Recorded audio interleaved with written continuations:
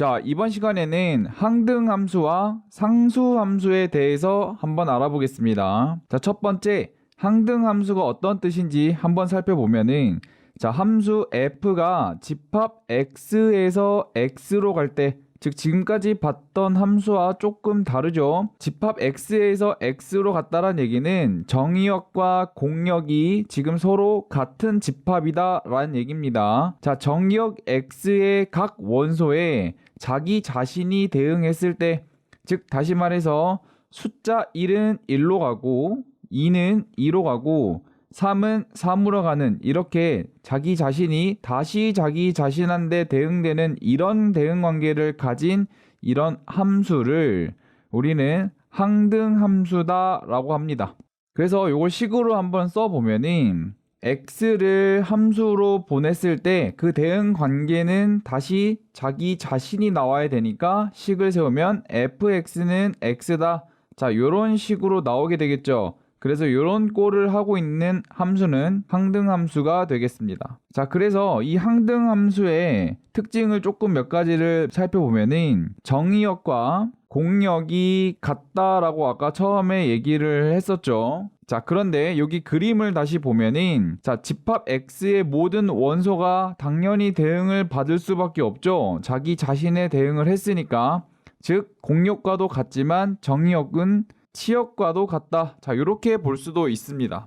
자, 그래서 이런 항등함수의 치역을 집합으로 표현하게 되면은 여기서는 1과 2가 3이 각각 다 화살표를 받았으니까 집합으로 표현하면 1, 2, 3. 자, 이런 식으로 표현이 되겠죠. 근데 1, 2, 3은 애초에 정의역이 되니까 치역은 정의역과 같다. 자, 그래서 이런 식으로 그림에서도 확인할 수 있다. 자, 두 번째, 이번에는 상수함수에 대해서 배워볼 건데, 자, 우리가 일반적으로 상수란 얘기는 어떤 정해진 숫자를 뜻했죠. 고정된 숫자를 뜻했습니다. 자, 집합 x에서 y로 가는 함수 f에서 집합 x, 다시 말해서 요 x는 정의역을 뜻했죠.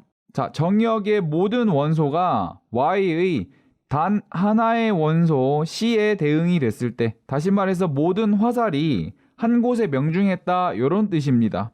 즉 식으로 표현하게 되면은 모든 x를 함수 관계식으로 보냈을 때 그 애들은 다 c에 대응이 된다, c에 화살을 쐈다. 자, 이런 관계일 때 이런 함수를 우리가 상수함수다 라고 합니다. 자, 그림 위에서 확인을 해보면은 정의역의 모든 원소 1, 2, 3이 지금 화살을 보면은 전부 다 한 곳으로 쏘고 있죠. 자, 그러면 식으로 표현을 해보면은 집합 x의 모든 원소가 함수 관계를 취했을 때 다 5로 대응이 되니까 식은 fx는 5. 자, 이런 식으로 표현이 되겠죠. 즉 여기서 이 오른쪽 값이 상수가 나온다 확인할 수 있습니다. 자, 그럼 이런 경우에 치역을 구하게 되면은 한 원소에 대응이 되니까 치역의 원소는 당연히 하나가 나오게 되겠죠. 그래서 상수함수의 치역의 원소의 개수는 한 개인 거 확인하고 넘어가면 되겠습니다. 문제 99번 보겠습니다. 정의역이 실수 전체의 집합일 때, 자, 다음 보기 중 항등함수와 상수함수의 그래프는 이라는 문제입니다. 자, 먼저 항등함수의 그래프는 아까 말했듯이 자기 자신이 함수 관계를 했을 때 다시 스스로에게 대응이 되는 이런 관계를 우리가 항등함수다 라고 얘기를 했었죠. 그래서 이걸 식으로 표현을 하게 되면은 fx는 다시 자기 자신이 돼야 되니까 x다. 자, 이런 식으로 되니까 요 fx는 y로 고쳐 쓸 수 있죠. 그렇기 때문에 y는 x의 형태가 될 겁니다. 자, 그러면 요거는 우리가 진작에 배웠듯이 기울기가 1이면서 원점을 지나는 직선이 되겠죠. 그래서 우리가 보기를 찾아보면은 5번이 바로 항등함수의 그래프가 된다는 것을 확인할 수 있습니다.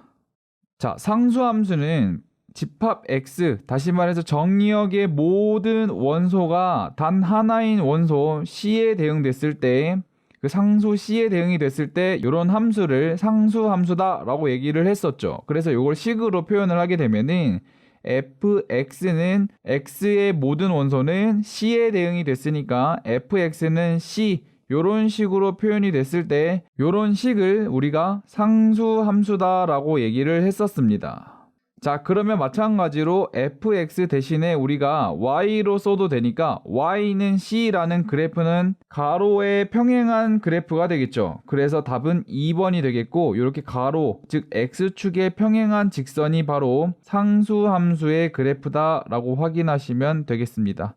요걸 식으로 표현을 하면은 요 교점이 c라고 하면은 y는 c 혹은 fx는 c 이렇게 표현을 해주면 되겠죠. 자, 하나 더 짚고 넘어가자면 요 3번 보기를 보시면 이렇게 y축에 평행한 직선의 그래프는 방정식이라고 하죠. 이런 방정식은 어떻게 되냐면 x는 a의 형태를 취합니다. 물론 요 교점이 a일 때를 뜻하겠죠.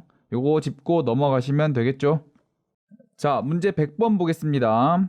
집합 x가 지금 유한집합입니다. 자, 유한집합 0과 1에 대해서 자, 함수 f가 지금 보시면 집합 x에서 다시 x로 가는, 즉 정의역과 공역이 같은 함수예요.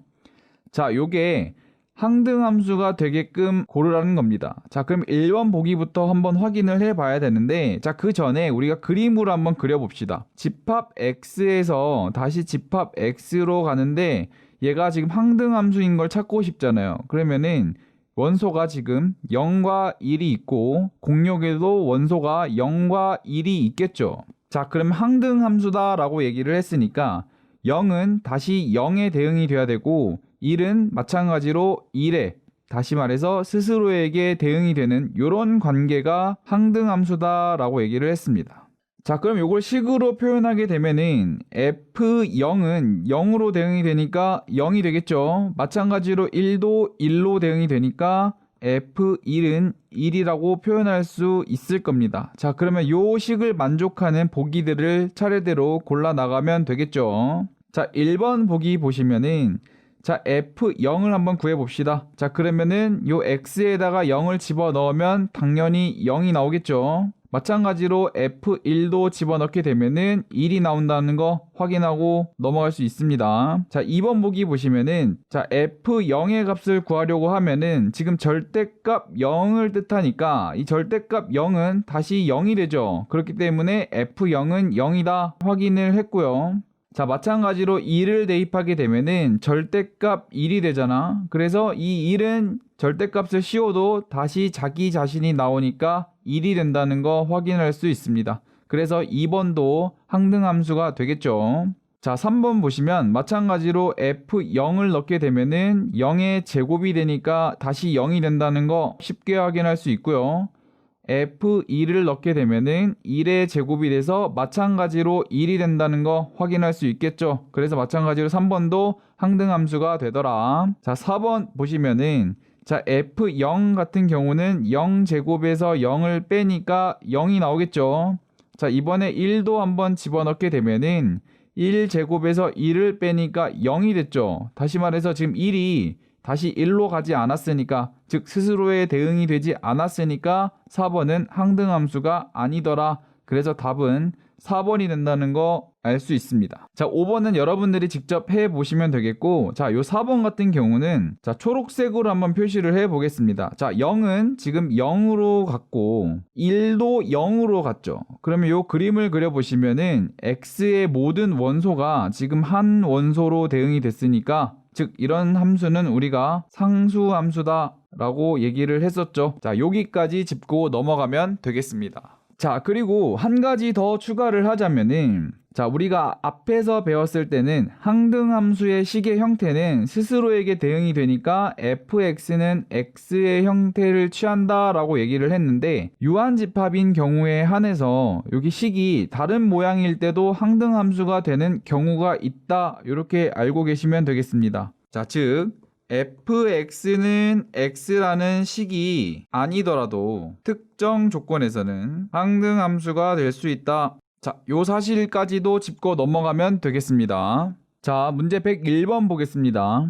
집합 x에서 x로의 함수가 이런 식으로 주어져 있을 때, 자, 이 함수가 바로 항등함수가 되게 하는 집합 x의 개수를 물어보고 있습니다. 자, 다시 말해서 지금 함수식이 다른 형태로 나와 있지만 그때 정의역을 적당히 조절을 해서 항등함수가 되게끔 하라는 문제죠. 그래서 아까 배웠던 문제 100번의 연장선이다 라고 생각하시면 되겠습니다. 자, 다시 말해서 항등함수는 자기 자신이 스스로에게 대응이 돼야 되죠. 근데 지금 문제에서 함수식은 3x제곱 마이너스 x니까 3x제곱 마이너스 x, 자, 요런 식이 돼야 될 겁니다. 자, 그래서 이 식을 일단 풀어주자면 3x제곱 마이너스 2x는 0이라는 것으로 정리가 될 것이고, x로 인수분해하면은 x 곱하기 3x 마이너스 2는 0이 되겠죠.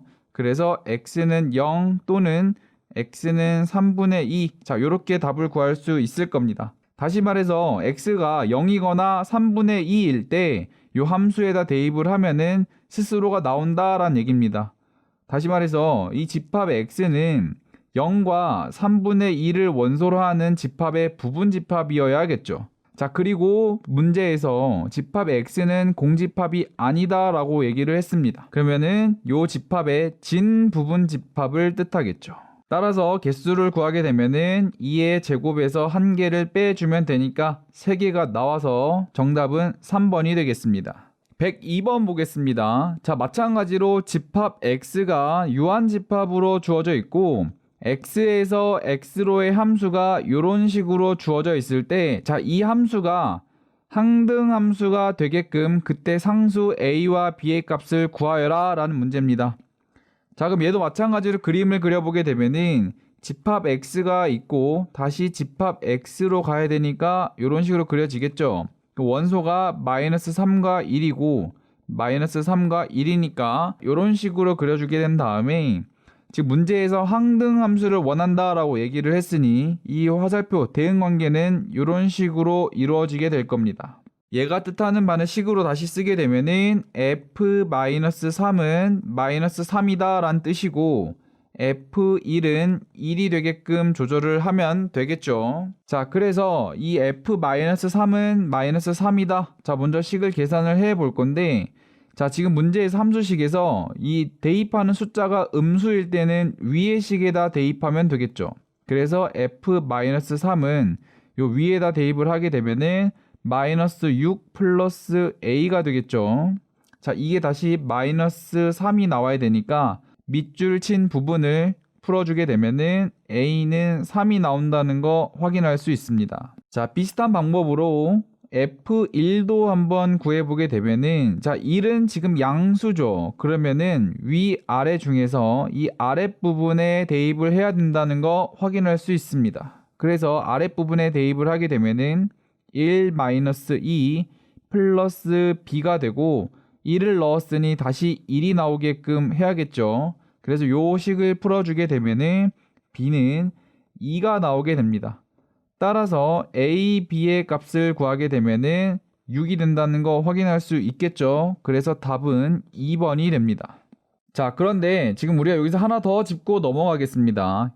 지금 문제에서 이 집합 x가 마이너스 3 하고 1로 이루어져 있을 때 이 함수가 항등함수가 된다라고 얘기를 했잖아요. 자, 그럼 이 마이너스 3과 1이 기하학적으로 어떤 위치에 있는지 한번 짚고 넘어가겠습니다.